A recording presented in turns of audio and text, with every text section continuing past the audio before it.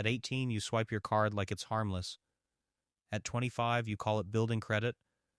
At 35, you call it normal. And somewhere in between, the numbers stop feeling real. Because debt doesn't arrive all at once. It grows in layers, quietly, predictably, almost politely, until one day your future is already sold and you didn't even notice the transaction. This is your life at every level of debt and what it's really doing to you. Let's start at the bottom. No debt. Sounds ideal, clean, free. But here's the irony. No debt often means no system. You don't exist to lenders. No credit history, no track record. You're invisible. So when you need something, a car, an apartment, even a phone plan, you're treated like a risk. Not because you did anything wrong, but because you didn't play the game. So you enter, carefully. Level 1. Manageable debt. This is where most people begin. A credit card. Maybe 2. You spend small. You pay most of it off. You feel in control. And technically, you are. Because this level is designed to feel safe. Interest exists, but it's background noise. A few dollars here, a few there. Easy to ignore. You even hear advice like, keep a balance to build credit. Which sounds reasonable. Until you realize interest is not a side effect. It's the product. At this stage, the system isn't squeezing you. It's studying you. Your habits, your timing, your tolerance for discomfort. Because once it knows those, it can scale. Level 2. Optimize debt. Now you're playing it smart. You have rewards cards, maybe a personal loan. Maybe you financed a phone at 0%. You understand minimum payments. You track due dates. You've automated things. From the outside, it looks like discipline. And to be fair, it is. But here's the catch. At this level, you're not avoiding interest. You're managing it. You're stretching time. And time is where the math starts to turn, because even low interest, over long periods, compounds quietly. A $1,000 balance at 20% doesn't just sit there. Left unpaid, it doubles in under 4 years.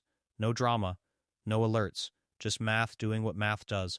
And suddenly, your optimized system becomes a slow leak. Level 3. Normalize debt. This is where things shift. You're no longer thinking in totals. You're thinking in monthly payments. Car payment, student loan, credit cards, maybe a mortgage. Each one feels reasonable on its own. Stacked together, they create something else entirely.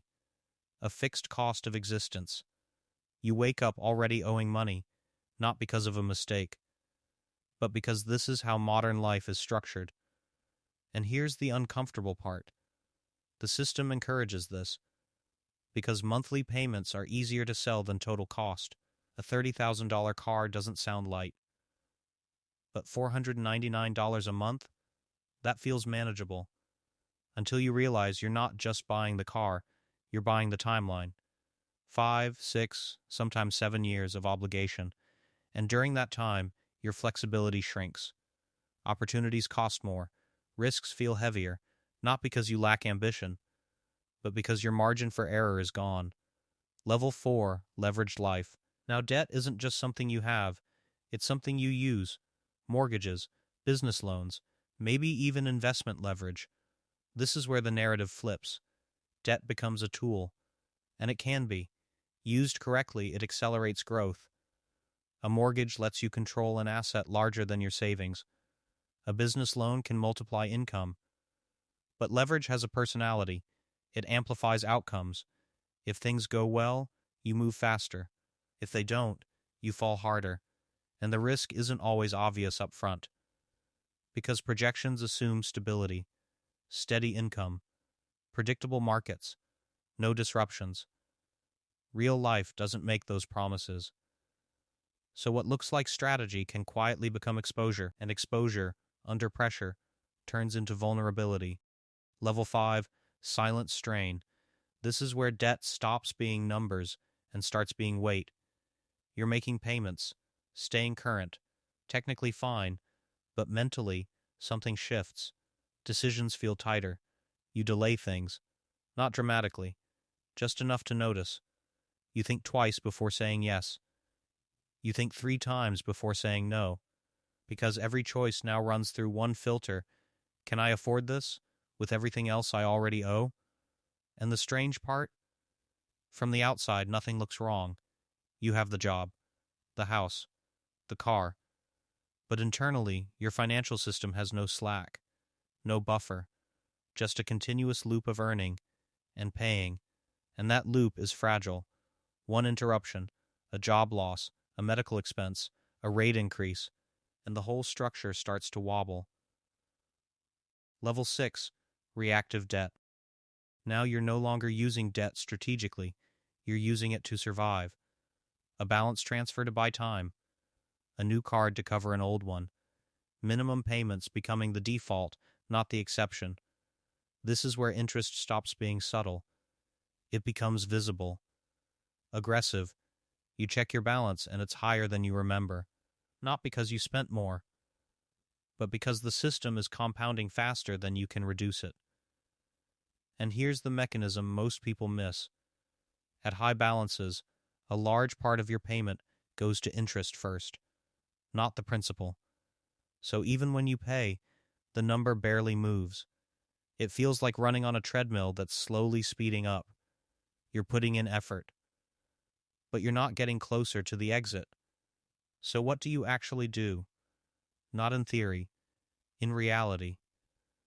Across all these levels, one idea matters more than anything else. Control the timeline.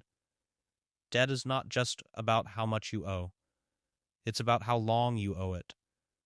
Short timelines reduce exposure.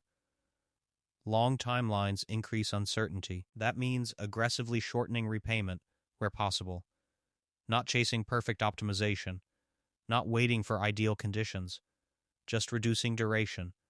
Because every extra month is another opportunity for something to go wrong. Second, separate consumption from leverage.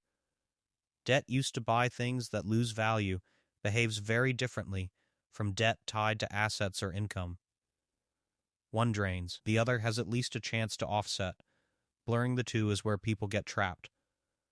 Third, watch your fixed costs like a system, not a list.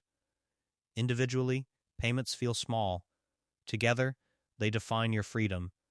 Reducing one payment doesn't feel life-changing. Reducing 5 changes everything. And finally, pay attention to what your debt is doing to your decisions, not just your bank account. Because the real cost of debt isn't always the interest rate. It's the options you quietly eliminate. Here's the part no one likes to say out loud. The system isn't broken. It's working exactly as designed. It converts future time into present consumption. Smoothly, efficiently, at scale. And for many people, it works until it doesn't.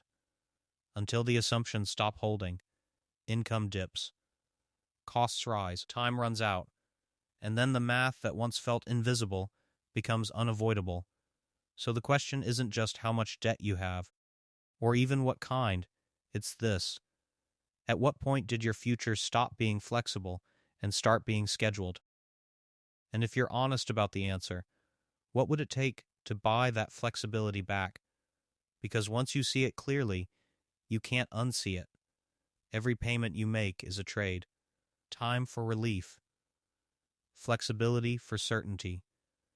Freedom for structure. And most people don't consciously agree to that trade. They slide into it, one decision at a time. There's another layer to this that rarely gets discussed. Inflation. When prices rise, debt behaves strangely. If your income rises with inflation, fixed-rate debt can actually shrink in real terms. You're paying back yesterday's money with tomorrow's dollars. That sounds like an advantage, and sometimes it is. But here's the catch. Most people don't experience perfect income growth. Costs rise unevenly. Essentials go up first.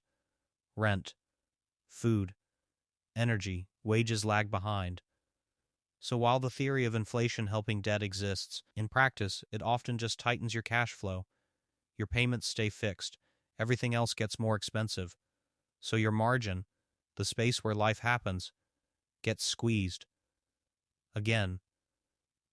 Now zoom out. Zoom way out. This isn't just about individuals. Entire economies run on this same structure. Governments carry debt. Corporations carry debt.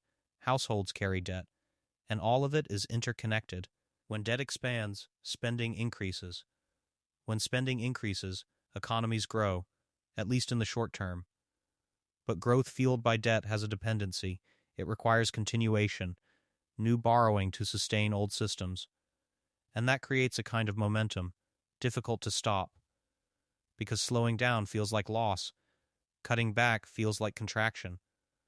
So the system keeps moving forward, even when the foundation gets heavier. This is why downturns feel so sharp, not because debt suddenly appears, but because its weight becomes visible all at once. Credit tightens, rates rise, access disappears, and people who were comfortably managing are suddenly exposed. Same debt, different environment, completely different outcome. And here's where the irony gets almost uncomfortable. The more normalized debt becomes, the less people question it. It blends into the background, becomes part of identity. I have a mortgage. I have student loans. I have car payments. Not as problems, but as facts of life. Which makes it harder to step back and ask, should this exist in my life at all? Or just, does it? Because the system doesn't require you to escape. It only requires you to participate. Consistently, predictably, over time. And if you do that, you can live an entire life inside it, without ever fully examining it. So maybe the real shift isn't a tactic, not a budgeting method, not a repayment strategy, but a perspective. Seeing debt not as a binary, good or bad, but as a spectrum of control. At one end, you direct it. At the other, it directs you. And most people move along that spectrum without noticing when the balance changes. So pause on this, not dramatically, just honestly. Look at every obligation you have, every payment, every timeline, and ask a simple question. If your income stopped for 6 months, what would still be there waiting for you? Because that list, that's your real financial structure, not your salary, not your savings, your obligations. And maybe that's the quiet truth underneath all of this.